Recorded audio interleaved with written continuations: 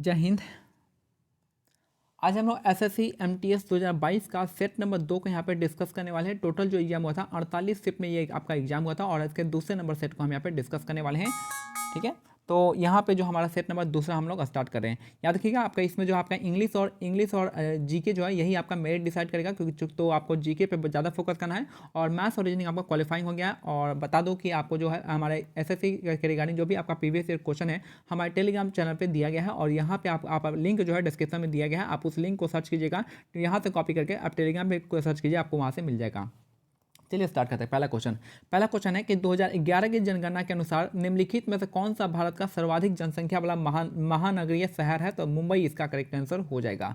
तो 2011 की जनगणना के अनुसार निम्नलिखित में से कौन सा भारत का सर्वाधिक जनसंख्या वाला महानगरीय शहर है? तो मुंबई इसका करेक्ट आंसर हो जाएगा।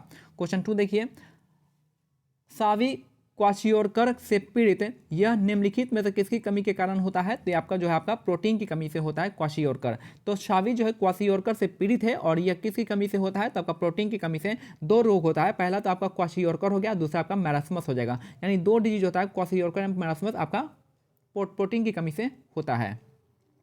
नेक्स्ट है निम्नलिखित मौर्य शासकों में से किसने 261 ईसा पूर्व में कलिंग युद्ध लड़ा था? तो कलिंग युद्ध लड़े थे आपके अशोक हो जाएंगे, अशोक द ग्रेट इसका करेक्ट आंसर हो जाएगा। निम्नलिखित मौर्य शासकों में से किसने 261 ईसा पूर्व में कलिंग युद्ध लड़ा था? तो अशोक इसका करेक्ट आंसर हो जाएंगे।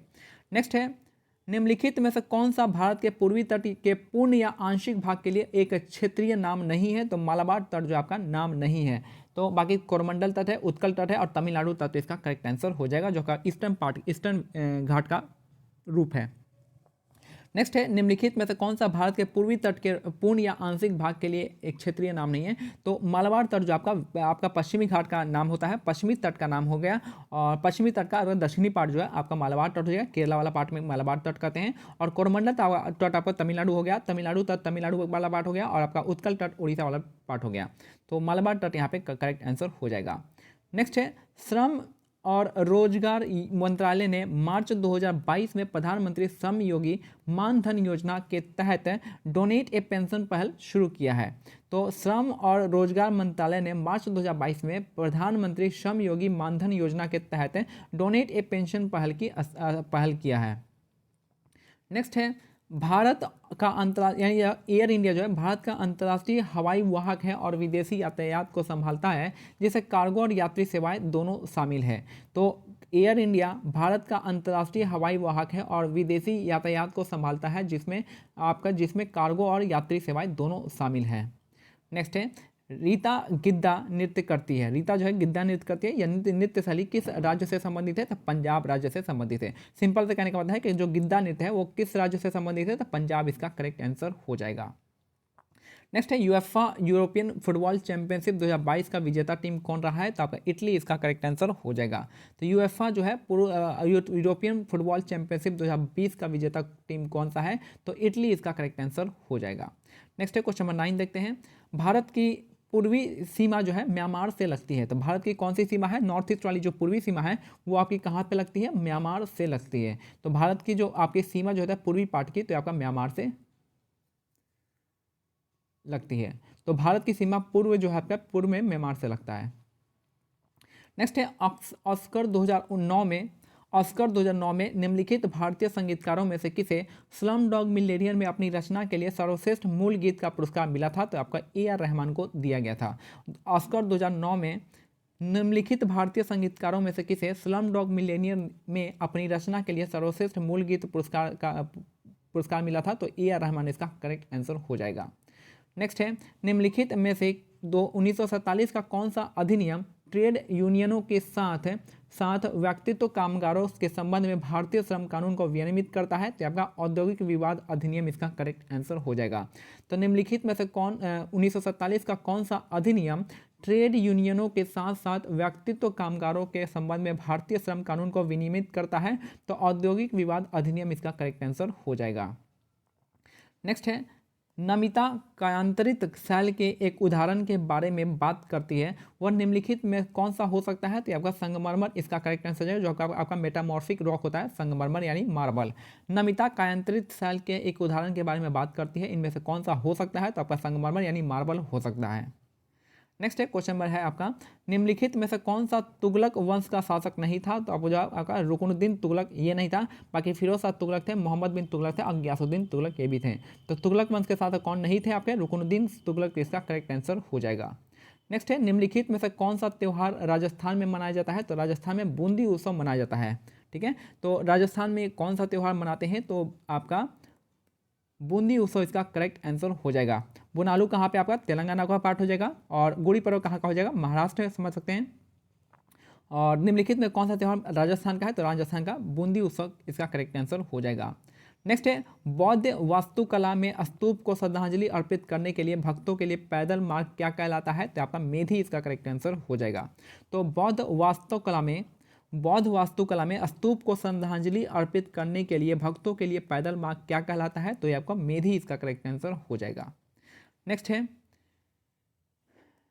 जीव मंडल यानी बायोस्फीयर जीवित जीव के क्षेत्र और पर्यावरण के साथ उनके पारस्परिक व्यवहार को इंगित करता है। ठीक है, कौन सा हो जाएगा हमारा? बायोस्फीयर जो हो गया, यानी जीव मंडल जो होता है आपका जीवित जीव के क्षेत्र और पर्यावरण के साथ उनके पारस्परिक व्यवहार को इंगित करता है आपका बायोस्फीयर यानी जीव मंडल हो जाएगा।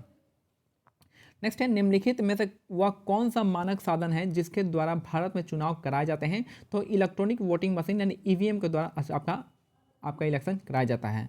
तो निम्नलिखित में से कौन सा मानक साधन है जिसके द्वारा भारत में चुनाव कराए जाते हैं? तो इलेक्ट्रॉनिक वोटिंग मशीन इसका करेक्ट आंसर हो जाएगा। नेक्स्ट है, आयनिक यौगिक के NaCl का रासायनिक नाम क्या है? तो NaCl का रासायनिक नाम है आपका सोडियम क्लोराइड, इसका करेक्ट आंसर हो जाएगा। आयनिक यौगिक NaCl का रासायनिक नाम कौन सा है? तो सोडियम क्लोराइड इसका करेक्ट आंसर हो जाएगा। नेक्स्ट है, भारत की नई कर व्यवस्था के अनुसार वित्तीय वर्ष 2022-23 के लिए आयकर छूट सीमा क्या है? तो आपका 2,50,000 तक है, लेकिन अब कितना हो गया? अब हो गया 5 लाख।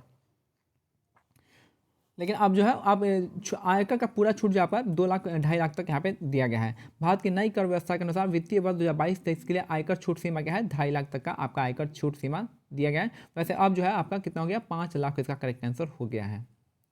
नेक्स्ट है, भारतीय संविधान का कौन सा अनुच्छेद कानून के समक्ष संरक्षण और कानून के समक्ष समानता प्रदान करता है? तो अनुच्छेद 14 इसका करेक्ट आंसर हो जाएगा। तो भारतीय संविधान का कौन सा अनुच्छेद कानून के समक्ष संरक्षण और कानून के समक्ष समानता का प्रदान करता है? तो आर्टिकल 14 इसका करेक्ट आंसर हो जाएगा, जो equality before law and equal protection of law हो जाएगा आपका इसका करेक्ट आंसर। नेक्स्ट है, NFIDE फिडे 44वां शतरंज ओलंपियाड 2022 जो आपका चेन्नई भारत में 2022 की गर्मियों के दौरान आयोजित किया जाएगा। यानी जो फिडे का 44वां शतरंज ओलंपियाड जो है 2022 कहाँ पे होने वाला है? तो चेन्नई में होने वाला है, सिंपल से यही करने वाला है। नेक्स्ट है, निम्नलिखित में से किसे आदिवासी नृत्यशाली गुडासी को जीवित रखने के लिए 2021 में पद्मश्री से सम्मानित किया गया था? तो कनक राजू इसको करेक्ट है। इसका ये जो क्वेश्चन आपका CPO और CHSL 2022 में भी पूछा गया था, आप इसको देख सकते हैं कि दोनों ही पेपर में आपको रिपीट हुआ था ये क्वेश्चन कनक राजू के नाम का। तो निम्नलिखित में से किस आदिवासी नृत्यशाली गुसाडी को जीवित रखने के लिए 2021 में पद्मश्री से सम्मानित किया गया था? तो कनक राजू इसका करेक्ट आंसर हो जाएगा। नेक्स्ट है, निम्नलिखित में से कौन फरवरी 2022 में जवाहरलाल नेहरू विश्वविद्यालय यानी JNU की भारत की पहली महिला कुलपति बनी थी? तो आपके शांति श्री धूलीपड़ी पंडित इसका करेक्ट आंसर हो जाएगा। तो निम्नलिखित में से कौन फरवरी 2022 में जवाहरलाल नेहरू विश्वविद्यालय यानी JNU भारत की पहली महिला कुलपति बनी थी? तो शांति श्री धूलीपड़ी इसका करेक्ट आंसर हो जाएगा। नेक्स्ट है, एक नाटक में नरेश ने कहा स्वराज मेरा जन्मसिद्ध अधिकार है और मैं इसे लेकर रहूंगा, यह नारा किसके द्वारा दिया गया था? तो आपका लोकमान्य तिलक के द्वारा दिया गया था। लोकमान्य बाल गंगाधर तिलक इसका करेक्ट आंसर हो जाएगा। याद रखिएगा आपका जो है कि आपको स्वराज मेरा जन्मसिद्ध अधिकार है और मैं इसे लेकर आऊँगा किसने कहा था? लोकमान्य तिलक यानी लोकमान्य बाल गंगाधर तिलक ने कहा था। और आज का लास्ट क्वेश्चन है कि हमारा निम्नलिखित भारतीय लेखकों में से किसने भारत में राष्ट्रवादी आंदोलन के दौरान प्रसिद्ध उपन्यास गोरा लिखा था? तो गोरा किसका है? तो गोरा जो आपका रविन्द्रनाथ टैगोर का लिखा हुआ था। तो निम्नलिखित भारतीय लेखकों में से किसने भारत के राष्ट्रवादी आंदोलन के दौरान प्रसिद्ध उपन्यास गोरा लिखा था? तो गोरा जो आपका रविन्द्रनाथ टैगोर ने लिखा था। तो ये हमारा सेट नंबर 2 जो है कंप्लीट होता है। मिलते हैं सेट नंबर 3 के साथ, तब तक के लिए जय हिंद जय भारत, धन्यवाद। टेलीग्राम लिंक का डिस्क्रिप्शन में है दिया गया, आप उसको ज्वाइन कर सकते हैं।